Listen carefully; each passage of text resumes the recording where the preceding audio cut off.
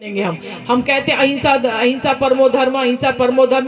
परम पूज्य गुरुदेव ने कहा अहिंसा परमो धर्म के शब्द ने पूरे हमारे समाज को नपुंसक बना दिया है। अहिंसा परमो धर्म तो हम कहते हैं, उसके आगे की पंक्ति हम भूल जाते हैं कि धर्म अहिंसा तदैव च। धर्म के लिए, राष्ट्र के लिए अगर हिंसा होती है तो वह भी उतना ही पुण्य का कारक माना गया है। कृष्ण भगवान ने यूं ही महाभारत नहीं रचा था। तो अहिंसा परमो धर्म के आगे की पंक्ति है कि धर्म अहिंसा तदैव च। धर्म के लिए, राष्ट्र के लिए अगर हिंसा रक्तपात होता है तो फिर उसको बुरा नहीं माना गया है, उसको भी पुण्य के श्रेणी में रखा हुआ है। कहते हैं कि एक दस्यु था, उसने 70 हत्याएं की थी। मन में पश्चाताप उसके हुआ। उसने कहा अपने महात्मा से कहा, महात्मा जी मेरे द्वारा 70 हत्याएं हुई हैं और मैं चाहता हूं कि मैं प्रायश्चित करूं, तो मुझे प्रायश्चित का विधान बता दीजिए आप। महात्मा जी ने काला कपड़ा दिया और कहा इस काले कपड़े को ले जाओ और तुम तीर्थों में स्नान कराओ। जब ये तुम्हारा काला कपड़ा सफेद हो जाएगा तो तुम ये मान लेना कि तुम्हारे पापों का प्रक्षालन हो चुका है। वो काले कपड़े को लेकर अनेक तीर्थों में गया, तीर्थों में कपड़े को धोया, लेकिन साफ नहीं हुआ, सफेद नहीं हुआ। वो बड़ा परेशान हो गया, बरसों लग गए उसको, यहाँ से वहां तीर्थों में भागता रहा, वो काले कपड़े को डुबोता रहा पर काला कपड़ा सफेद नहीं हुआ। बड़ा थका हारा वो एक दिन बैठा, नदी के किनारे बैठा था, परेशान था। अब चूंकि डाकू था तो उसके कमर में कटार भी रखे रहता था वो, क्योंकि जंगल जंगल यहाँ वहां उसको जाना पड़ता था।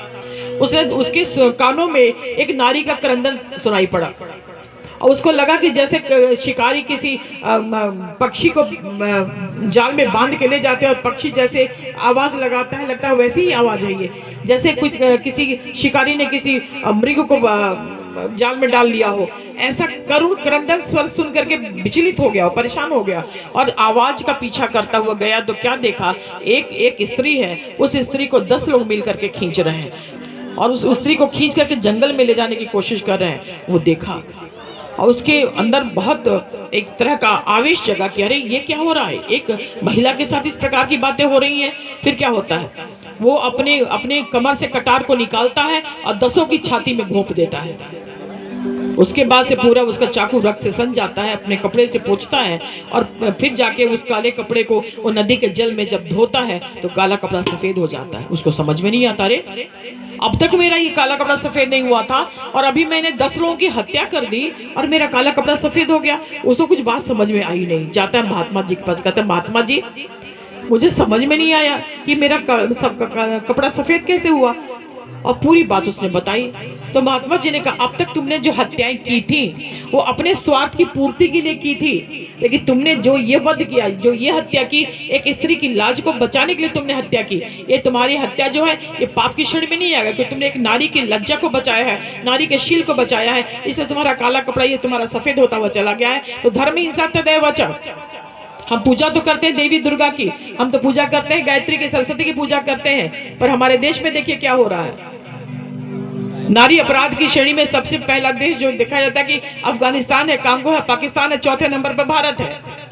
आश्चर्य होगा आपको, जिस देश में इतनी देवी की पूजा होती है उस देश में 30 दिन की बच्ची के साथ, 3 महीने की बच्ची के साथ, 60 साल की प्रौढ़ा के साथ, 70 साल की प्रौढ़ा के साथ इस प्रकार दुष्कर्म होते हैं, उस देश में होते हैं जिस देश में शिवा को मानते हैं, जिस देश में हम ये मानते हैं कि हमारे देश में अर्जुन हुए हैं, जिसमें नारी को देवी कहा जाता है। तो क्या है, कथनी करनी भिन्न जहां है, धर्म नहीं पाखंड वहां है। तो ये हमें संकेत देता है कि अगर हम देवी की उपासना कर, देवी की इष्ट करते हैं तो मातृवत परदारेषु।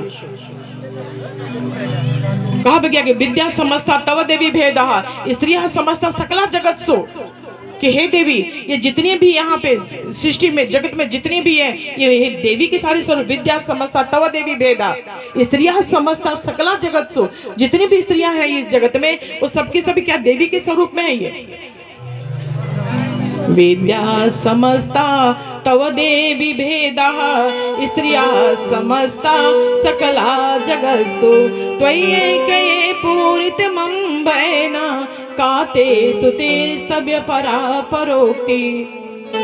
तो हमारी कथनी करने में कहीं न कहीं भिन्नता है। ये तो मन्यु में, मन्यु समझ लें, मन्यु में क्रोध में बहुत अंतर है। भगवान राम के अंदर मन्यु जागृत हुआ था। कब जागृत हुआ था?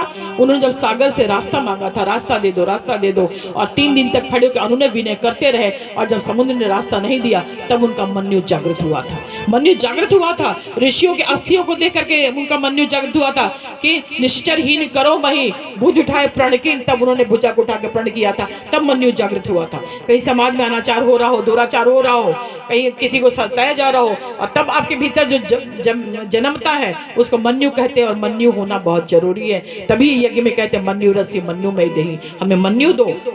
अगर मन्यु नहीं रहेगा तो जीवन हमारा व्यर्थ होता हुआ चला जाएगा। राम नाम से तू मेरे बंदे,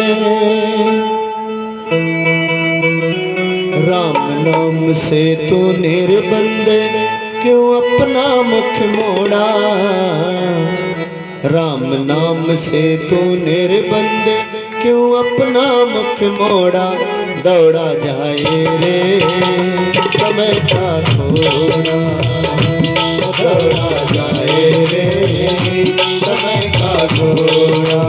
राम नाम से तू मेरे बंदे, क्यों अपना मुख मोड़ा। राम नाम से तू मेरे बंदे, क्यों अपना मुख मोड़ा। दौड़ा जाए रे समय का थोड़ा, दौड़ा जाए रे समय का थोड़ा।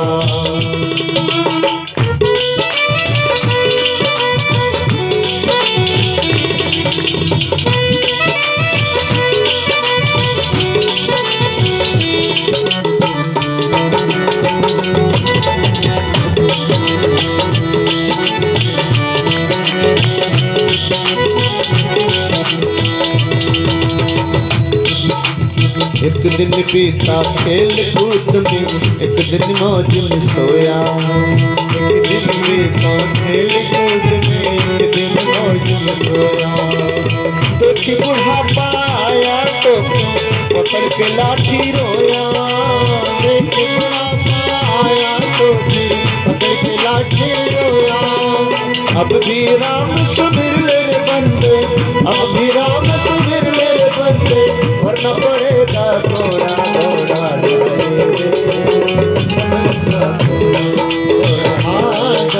जाए समय का थोड़ा। राम नाम से तू मेरे बंदे, क्यों अपना मुख मोड़ा। राम नाम से तू मेरे बंदे, क्यों अपना मुख मोड़ा। दौड़ा जाए समय का थोड़ा, दौड़ा जाए समय का थोड़ा।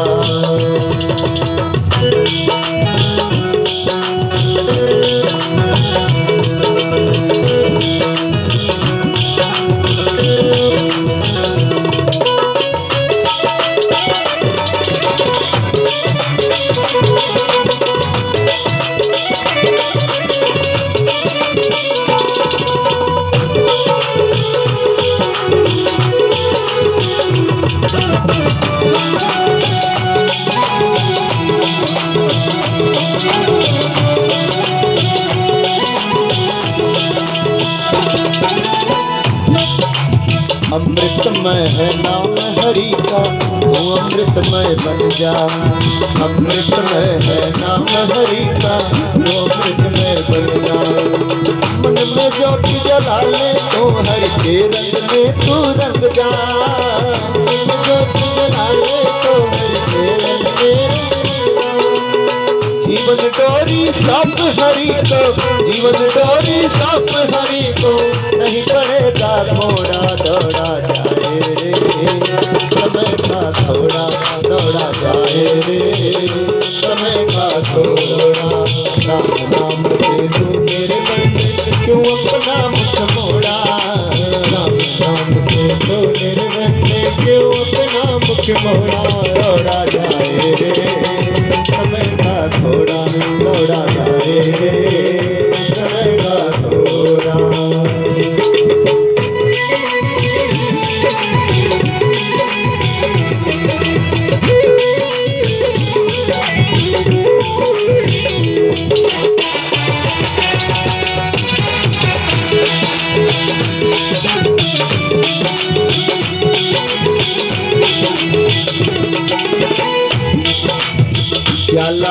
थे क्या ले जाना, क्या खोया क्या पाया। क्या लाए थे क्या ले जाना, क्या खोया क्या पाया। वैसा ही फल मिले सभी को जिसने जैसा बोया। वैसा ही फल मिले सभी को जिसने जैसा बोया। लाल शीश पर बैठा रे बंदे, लाल शीश पर बैठा रे बंदे, नहीं किसी को छोड़ा दौड़ा जाए रे।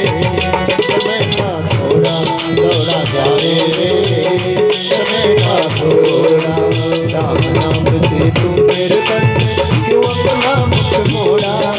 राम नाम से तू मेरे बंदे क्यों अपना मुख मोड़ा। दौड़ा जाए रे, समय का थोड़ा दौड़ा जाए रे, समय का थोड़ा।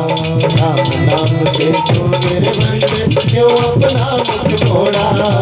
राम नाम से तू मेरे बंदे क्यों अपना मुख मोड़ा। दौड़ा जाए रे, समय का थोड़ा दौड़ा जाए रे, समय का थोड़ा दौड़ा जाए रे, समय का थोड़ा दौड़ा जाए रे, समय का थोड़ा। बोले कृष्ण कन्हैया लाल की।